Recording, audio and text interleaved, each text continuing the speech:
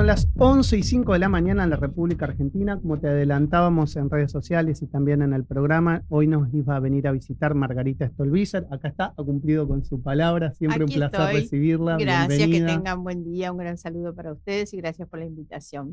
Bueno, ¿cómo estás viendo la política? Hoy algo hablábamos así fuera del aire y decíamos, ¿no? Esto de la degradación tal vez intelectual un poco de lo que se ve en el Congreso de años. No sé, nosotros nos conocemos hace 20 años. Creo que la primera nota te la hice hace mucho tiempo. De ese Congreso a hoy, ¿qué ha pasado? Es tremendo. En general hay una degradación muy fuerte del debate público, Del debate público. No te voy a dejar afuera la responsabilidad para mí muy, muy compleja y muy directa de los medios de comunicación, porque lo cierto es que toda esa gente que no tiene la preparación, realmente que está en el Congreso más para insultar o para cualquier otra cosa, es la que pasean los programas de televisión, por supuesto. Los que tenemos discursos que intentamos, la moderación, el equilibrio, la racionalidad, hemos desaparecido, por supuesto. Porque no interesa, porque ojo que también esto tiene que ver con cuáles son las demandas de la sociedad. El kirchnerismo le hizo mucho daño a la gente en el sentido de que le hizo perder su capacidad crítica. Hoy aceptan todo, entonces, por su bronca con los anteriores.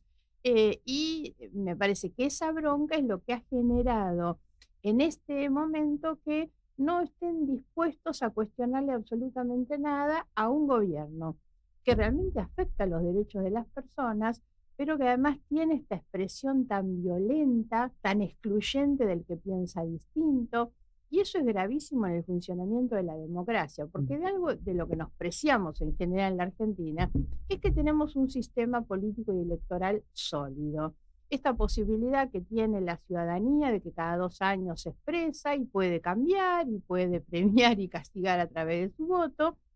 Bueno, eso me parece que está un poco en crisis en este momento. No hay una aceptación de los grandes consensos democráticos logrados a través de los 40 años de democracia, y hay quienes tienen la voluntad de dar marcha atrás con eso, que desconocen toda esa construcción que la sociedad argentina hizo en sus 40 años, no la hicieron algunos políticos en realidad. Lo entiendo perfectamente y comparto y adhiero, pero también un ejemplo de esto es lo que está pasando en la cantidad de gente que va a votar.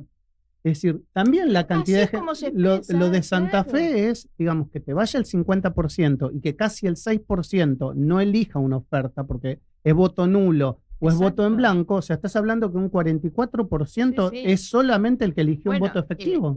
A mí me llamó la atención, lo observé en la elección de Capital. Capital es en general un electorado bastante formado, preparado, interesado, involucrado, y sin embargo votó la mitad. Ahora, lo extraño es que el gobierno salió a hacer alarde de haber ganado una elección en la cual el único apoyo que tuvo el gobierno nacional fue el 15% de los ciudadanos que estaban en condiciones de votar en la ciudad de Buenos Aires, porque votó la mitad y de esa mitad lo votó el 30%, por lo tanto era el 15%, digamos. Nada había que celebrar para un gobierno nacional. La verdad que solamente el 15 te esté apoyando, el 85 no está de acuerdo con vos porque no te votó, porque no fue a votar, no tuvo ganas de apoyar al gobierno, ¿no? Entonces, nada que celebrar. Yo sé que voy en general a contramano, no es la primera vez que me pasa, de lo que todos los encuestadores dicen. Todos te dicen, Milei crece, Milei se consolida, cuanto más insulta, más eso le reporta en términos electorales. Pero no seamos, por ejemplo, en Santa Fe no se ve. Bueno, Santa Fe, ojo que tampoco podemos mirar el país por Santa Fe. Obvio. Santa Fe es y ha sido siempre una particularidad.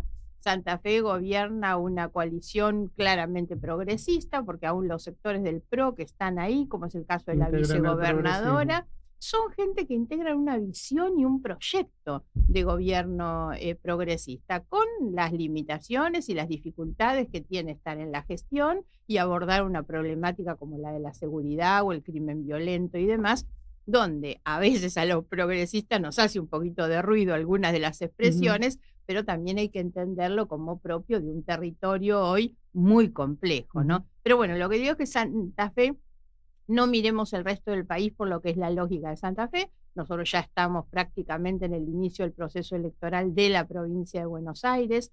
Por primera vez, esto para la provincia de Buenos Aires va a ser muy, muy importante. Por primera vez en todos los años de democracia vamos a tener una elección desdoblada. Entonces hay una anticipación el 7 de septiembre que va a ser la elección de los legisladores provinciales, por primera vez descolgados de una boleta nacional que siempre fue la del arrastre.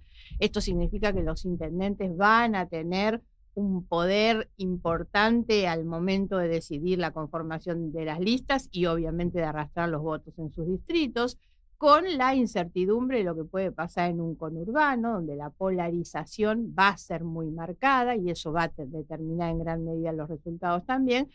Y después lo que vamos a tener en octubre también como novedad de este proceso electoral es el tema de la boleta única, claro, ¿no? Entonces son dos cuestiones. En la provincia de Buenos Aires nuevo para la provincia. Exactamente. El resto para todo el país, pero son elementos que vamos a ver porque también nos van a poner a prueba. Yo lo decía a cuento de esto. Veamos lo que va a pasar sobre todo en las zonas del conurbano y en el interior en la elección de la provincia de Buenos Aires de septiembre, porque eso sí va a ser bastante determinante para poder establecer una media nacional, ¿no? Bueno, yo creo que todo el mundo te conoce, vos no necesitas demasiada presentación, pero bueno. Son los años. Pero Margarita Stolbizer, progresista de toda la vida, integra el partido GEN desde hace muchos años, con una gran cantidad también de personas y de referentes. ¿Dónde van a estar en esta elección? ¿Dónde los va a encontrar? Nos va a encontrar, como siempre lo hemos planteado, en un lugar que no son los extremos. Nosotros no queremos ser funcionales a una polarización que es útil para ganar elecciones. Se ganan elecciones en los extremos, digamos, de la grieta, pero eso es muy malo para el país, es muy malo para el funcionamiento de nuestra democracia. Entonces nosotros vamos a estar, como hemos estado siempre, en un espacio de centro, de moderación, de equilibrio, de decencia. Siempre creo que eso es así. Ustedes saben que mis críticas a los sistemas de corrupción en el Estado eran con el kirchnerismo y hoy lo son con este gobierno también. Hay que tener los ojos muy abiertos, por supuesto. Y entonces nosotros queremos un espacio que pregone algo diferente, con nuestras ideas propias, por supuesto, pero no dejarnos llevar por esa tirantez de los extremos. En ese lugar, el problema, o digamos la pregunta no es dónde vamos a estar nosotros, que estaremos seguro ahí, sino con quiénes, porque ahí depende en gran medida de cuáles son las definiciones de quiénes no van a estar en esos extremos. Y bueno, todos sabemos que tanto en el radicalismo como en el PRO hay debates muy fuertes sobre cómo van a estar. De esos partidos, los que no vayan a estar en los extremos, obviamente que buscaremos confluir con ellos, como con el socialismo, con el peronismo no kirchnerista. Es un poco el modelo que nosotros tenemos en la integración de nuestro bloque, Encuentro Federal, que es un bloque muy diverso, pero con ese componente de que por lo menos lo que pregonamos es no dejarnos arrastrar por los extremos o por el oportunismo que a veces tienen los extremos. Recién hablamos del gobierno de Milei y al pasar vos hablaste de falta de digamos, perjuicio en la quita de algunos derechos. ¿Cuáles son las críticas fundamentales que vos hoy le podrías hacer al gobierno de Milei? Yo creo que la falta del sentido humano, ¿no? La falta del sentido humano, no atender las cuestiones. Hoy lo más actual, por supuesto, es la situación del Garrahan, por ejemplo, pero no es solo la situación del Garrahan, es la situación de los jubilados, que por supuesto no son los perjudicados de este gobierno, lo fueron de los gobiernos anteriores también, pero este gobierno muestra esa falta de sentido humano, que es decir, casi con crueldad, y sí, a justo, y que se embromen, y que algunos tienen que pagarla, en un contexto en el que no todos pagan por igual, porque siempre planteo que el problema de la inequidad en un país donde todos viven el ajuste, digamos, y son parte del ajuste, uno puede entender algún ajuste, pero en un lugar donde se le quitan los impuestos a los autos de alta gama o se le dan beneficios en el impuesto a los bienes personales a los sectores más ricos, ahí es donde no es compatible que el jubilado tenga el bono de 70.000 pesos hace más de un año y medio sin actualizar, por ejemplo, ¿no? A eso agreguemos los comportamientos que recién mencionábamos, ese comportamiento tan violento que baja desde el discurso presidencial, un discurso al que nunca le vas a escuchar un mensaje inspirador. No es un presidente que agarre un micrófono y te hable de un proyecto de país, te hable de la educación, del trabajo, de la industria. Es un presidente que agarra un micrófono para insultar a alguien, al que se le agarró ese día, lo usa para eso. Y fíjate que en este colectivo de los agredidos, digamos, de la violencia del presidente y de su falta de sentido humano, no tuvo ni el límite de atacar a un niño con una discapacidad, por ejemplo. Entonces, mi mayor reproche tiene que ver con eso. Después vienen las cuestiones de la institucionalidad, de la falta de transparencia, que también son muchas, pero hago sobre todo énfasis en esto, la crueldad y la falta de sentido humano que tiene él personalmente y su gestión. A mí, ¿sabes qué me pasa? Mucha gente cree que porque hay un ajuste la Argentina va a salir adelante y que esto hacía falta, muchos te dicen esto hace falta. Ahora, la pregunta es si hay tanto ajuste, si lo estamos viendo, si lo vemos en la educación, si lo vemos en la salud, si lo vemos en la cultura, lo de la cultura es tremendo. Es tremendo. ¿Por qué se sigue pidiendo dinero? Sí. Es una, o sea, sí. ¿por qué seguimos pidiendo dinero? A ver, lo que vos estás planteando lo que hace es demostrar la mentira que tiene el ajuste, la inequidad que tiene el ajuste, por supuesto, porque en el mismo momento en que vemos todos los sectores que sufren las consecuencias injustas de ese ajuste, tenés un país que compra equipamiento para las Fuerzas Armadas en un país sin conflictos armados. Un país que se ha equipado en aviones de combate, buques de combate, armamentos de combate, realmente, la cantidad de dinero que ha ido a parar al Ministerio de Defensa y de la misma manera las áreas de inteligencia.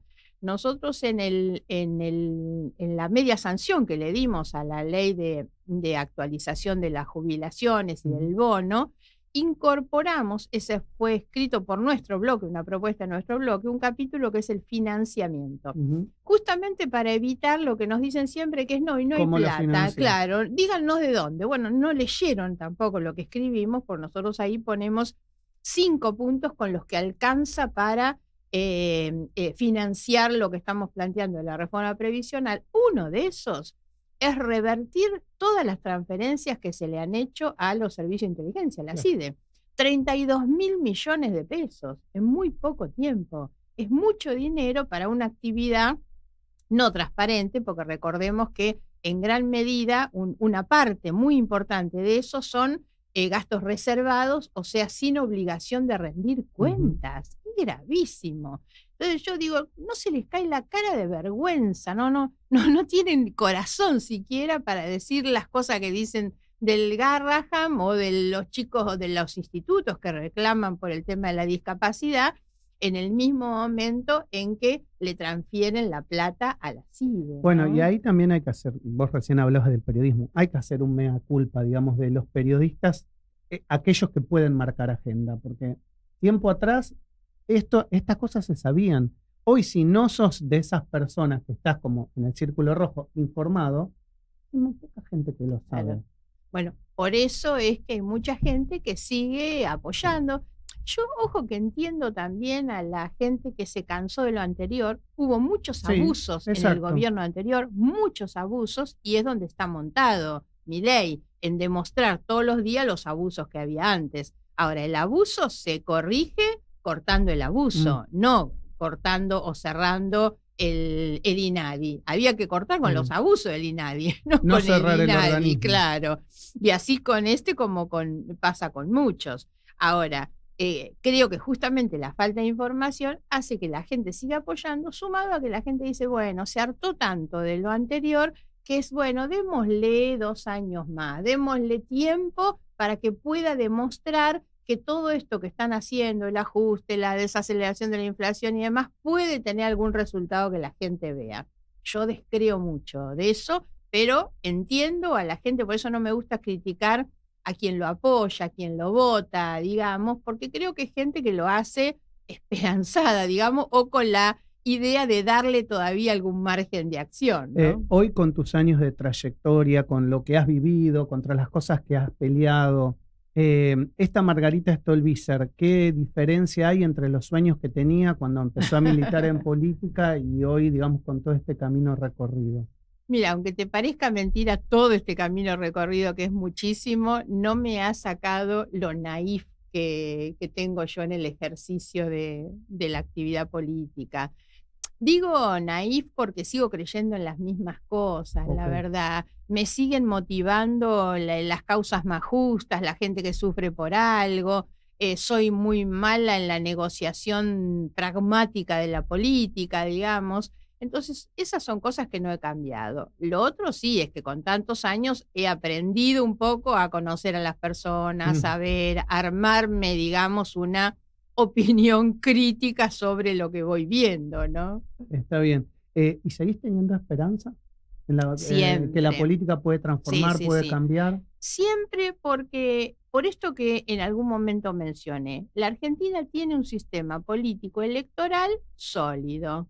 Entonces yo digo que en la medida en que nos demos cuenta, y por eso hay que respetar a la gente que todavía tiene alguna expectativa, y yo creo que en algún momento la gente se da cuenta y cambia. Y lo hizo otras veces antes. Entonces, tenemos la demostración de que en la Argentina nada es definitivo, nada es para siempre, digamos, y la gente con su voto tiene la posibilidad de un cambio. Entonces, siempre tengo la esperanza de que pueda venir algo mejor. Con sinceridad, también en la Argentina hay que reconocer que nos parece peor no se puede y siempre hay algo peor, ¿no? Y siempre pasa claro. Otra cosa que es peor a lo anterior. Pero nunca hay que perder no solo la esperanza, sino la motivación para levantarnos cada día y decir, bueno, hoy voy a hacer tal cosa para intentar mejorar algo. Me parece que lo que no debemos perder es esa motivación del cambio. La esperanza tiene que ser una esperanza que nos movilice a intentar algo distinto. Te voy a preguntar por tu territorio, tu distrito, sos diputada por la provincia de Buenos Aires. ¿Cómo ves la provincia de Buenos Aires tan grande, tan compleja, un país dentro de un país? ¿Cómo la ves? La provincia mal. Bueno, yo vivo en la provincia de Buenos Aires, he viajado este fin de semana por el interior. Si te digo por una cuestión tan sencilla como el estado de las rutas, terrible, es una cosa calamitosa. Sí. Pero no solo por la falta de inversión en infraestructura del gobierno nacional, las rutas provinciales son un desastre también. Y a mí nunca me gusta el discurso victimizante de la provincia de Buenos Aires, pues la provincia de Buenos Aires es la más grande y la más rica de la Argentina. Sí. Entonces no es una provincia que deba llorar o reclamar cosas frente a las realidades de Santiago del Estero, de Catamarca, de provincias que realmente tienen una carencia de recursos. La provincia de Buenos Aires es una provincia muy rica y vos la recorrés, yo te digo esto, veo las rutas, pero también veo una cosa que no veía hace mucho tiempo, que es una recuperación del ganado muy grande otra vez. Sigue siendo una provincia en términos productivos muy grande y muy pujante. Ahora, después vas a lo que son los servicios de salud, de educación. Nosotros tenemos una educación, esto pasa en el país, pero yo lo veo en la provincia de Buenos Aires porque educación y salud son competencias propias de las provincias. La verdad es que la educación en la provincia de Buenos Aires atrasa 100 años. Los planes de estudio son los mismos que usaba yo o que habrás usado vos en la escuela. No pueden esos planes de enseñanza, esos programas, entusiasmar a nadie. Entonces tenés tasas de abandono escolar muy altas, una situación que se agrava en los sectores más pobres. Cuando vos ves las estadísticas de abandono escolar, son siempre más altas en los sectores más pobres, que lógicamente no encuentran dentro de lo que es la escuela una salida. La escuela debería ser reformada. Desde hace mucho tiempo planteamos esto a través de programas que tuvieran más que ver con proyectos, que llevaran a los jóvenes y a los niños en una educación que tuviera más que ver con la realidad del presente, ¿no? Hoy además tenés un avance, una evolución con un nivel de velocidad que es la tecnología. La inteligencia artificial. Claro, y los planes de estudio siguen siendo, por eso te digo, los que estudiamos vos o yo hace un montón de años. Sí, pero ¿qué pasa ahí, no? Cuando uno piensa, porque, a ver, si vos me preguntás a priori, yo te diría, hay un gobierno de hace muchos años más cercano al progresismo que cercano a la extrema derecha. Entonces, ¿qué pasa que no se puede articular, digamos, cambios que le lleguen a la vida cotidiana? Mira, yo creo que lamentablemente la política vive embarcada en sus propias discusiones. Sus problemas, claro. Y esto que te decía antes, que yo veo como ventaja, digamos, que es bueno, cada 2 años elegimos, podemos cambiar, tiene también alguna desventaja, que es que el que resulta electo en una elección, o digamos, el que está en una elección no termina de pasar esa y ya está pensando en la próxima. Claro. Entonces hay, digamos, toda esta cosa de que hay una preocupación más fuerte para ver cómo permanezco, cómo me quedo, cómo gano, cómo haciendo, digamos, que ver cómo resuelvo los problemas. Y además tenemos una cultura muy exitista. Se ha instalado esa idea de que los políticos exitosos son los que ganan elecciones. Y la verdad, el político exitoso debería ser el que termina su gestión y puede mostrar que dejó algo para que la gente viva mejor. Okay. Y eso se ha perdido. Los gobiernos ya no demuestran que hicieron algo para que la gente viva mejor. Celebran los triunfos electorales. Yo lo veo a veces en la Cámara de Diputados. Termina una sesión y se gana una votación, ponele para el lado que sea, celebran, festejan, una cosa, porque lo que se festeja no es una buena ley, es ganarle al otro. Es una competencia como terminas el partido de fútbol y celebras que ganaste, ¿no? Bueno, la última que respeto tu tiempo y también los compromisos que tenés. Cuando integrás la Comisión de Asuntos Constitucionales en el Congreso de la Nación, estuvo todo atravesado en estos días el caso de Cristina Kirchner, de la prisión domiciliaria, de la sentencia. Vos has denunciado durante mucho tiempo al gobierno de Cristina Kirchner. ¿Al gobierno no? A ella. A ella. ¿Cómo ves, digamos, esta sentencia definitiva en el marco de nuestro proceso constitucional, digamos? ¿Está ajustado a derecho, no está ajustado a derecho? Sí, a ver, no lo mezclo una cosa con la otra. El trabajo de la Comisión de Asuntos Constitucionales va totalmente por otro carril. Yo he seguido mucho la causa, he sido testigo en esa causa. Además, es una causa que ha cumplido con un proceso judicial que ha demostrado que los hechos se cometieron y las pruebas de los hechos están. Yo soy una convencida de los delitos que Cristina Kirchner cometió. Por eso te hice la aclaración, no es una cuestión que yo politizo, no es algo contra el gobierno, es algo contra ella, es algo que está tan a la vista, el nivel de enriquecimiento que han tenido, tanto ella, su familia, como Lázaro Báez en el caso de la causa vialidad, que no puede estar justificado de ninguna manera en un país como la Argentina. Nadie ganó esa plata trabajando legalmente durante todo ese tiempo, pero además las pruebas están. Fue algo tan evidente la direccionalidad que se le dio a la obra pública en la provincia de Santa Cruz, por indicación de ella de manera directa, a Lázaro Báez, que era nada menos que amigo y socio. A mí me llamó mucho la atención alguna vez que ella intentó decir, bueno, no tiene nada de malo tener negocios con un proveedor del Estado. Sí, tiene de malo, eso es un delito. Acá y en cualquier lugar del mundo no puede el jefe del Estado tener negocios particulares con el principal contratista del Estado, en realidad.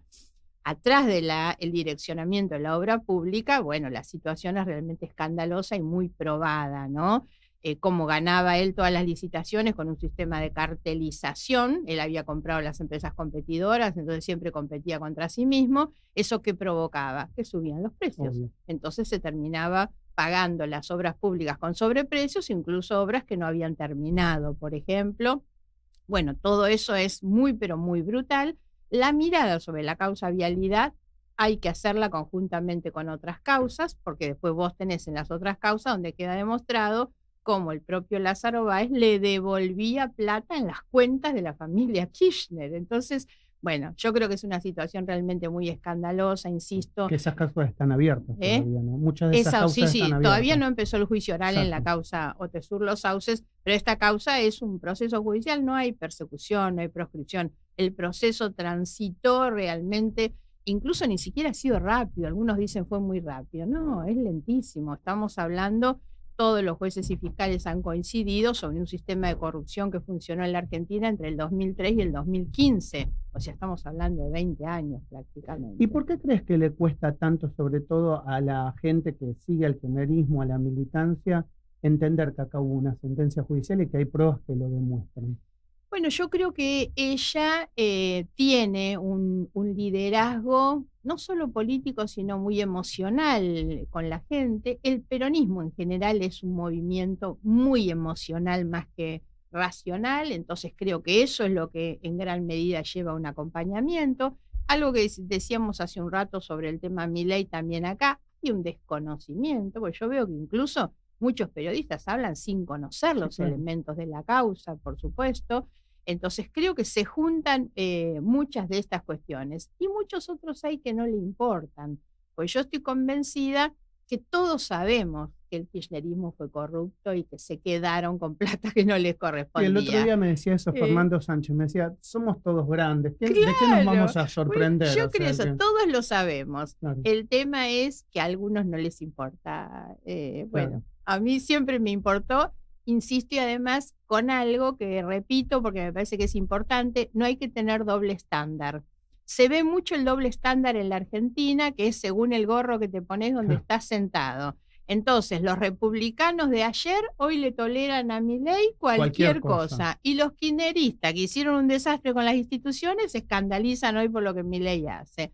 La verdad, en materia de lucha contra la corrupción, yo he demostrado que no tengo doble estándar y he hecho denuncias contra el menemismo y Macri cuando yo era concejal en Morón en la causa famosa de las cloacas. Claro. Fui la informante de las causas de investigación de ese momento.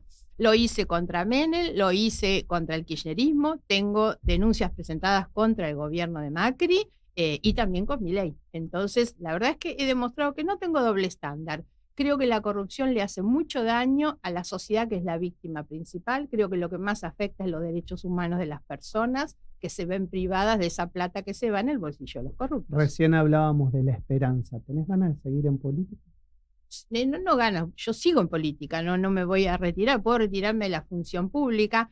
Estuve muchos años, pese a que llevo muchos años en la actividad política, parece que estuve en la función siempre. No estuve en la función siempre.